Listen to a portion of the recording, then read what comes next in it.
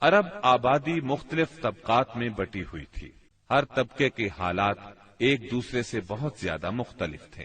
چنانچہ معزز طبقے میں مرد اور عورت کا تعلق خاصا ترقی یافتہ تھا۔ عورت کو بہت کچھ خود مختاری حاصل تھی، اس کی بات مانی جاتی تھی، اس کا اس قدر احترام اور حفاظت کی جاتی کہ اس کی خاطر تلواریں سونت لی جاتی تھی، خون ریزی ہو جاتی تھی۔ آدمی جب اپنی شجاعت اور بہادری پر بات کرنا چاہتا، اپنی تعریف کرنا چاہتا تو عموماً عورت ہی کو مخاطب کرتا۔ اکثر اوقات ان میں صلح کے لیے عورت ہی بڑا کردار ادا کرتی تھی۔ وہ چاہتی تو قبائل کو صلح کے لیے جمع کر لیتی تھی اور چاہتی تو ان کے درمیان جنگ کی آگ بھڑکا دیتی۔ لیکن ان تمام باتوں کے باوجود خاندان کا سربراہ مرد ہی کو مانا جاتا تھا اور اس کی بات فیصلہ کن ہوتی تھی۔ اس طبقے میں مرد اور عورت کا تعلق عقد نکاح کے ذریعے ہوتا تھا۔ یہ نکاح عورت کے ولیوں کی نگرانی میں انجام پاتا تھا۔ عورت کو ان کی ولایت کے بغیر نکاح کا حق نہیں تھا۔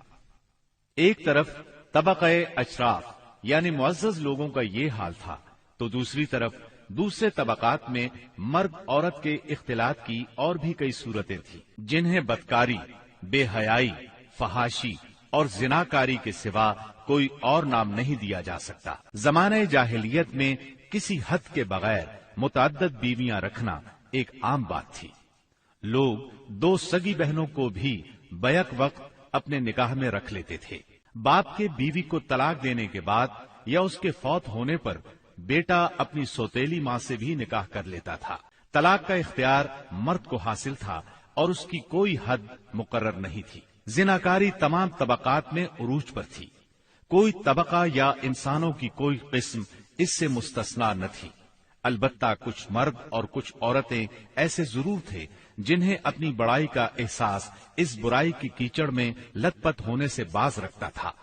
پھر آزاد عورتوں کا حال لونڈیوں کی نسبت اچھا تھا۔ اصل مصیبت لونڈیاں ہی تھیں۔ ایسا لگتا ہے جیسے ان جاہلوں کی اکثریت اس برائی کی طرف منسوب ہونے میں کوئی آر بھی محسوس نہیں کرتی تھی۔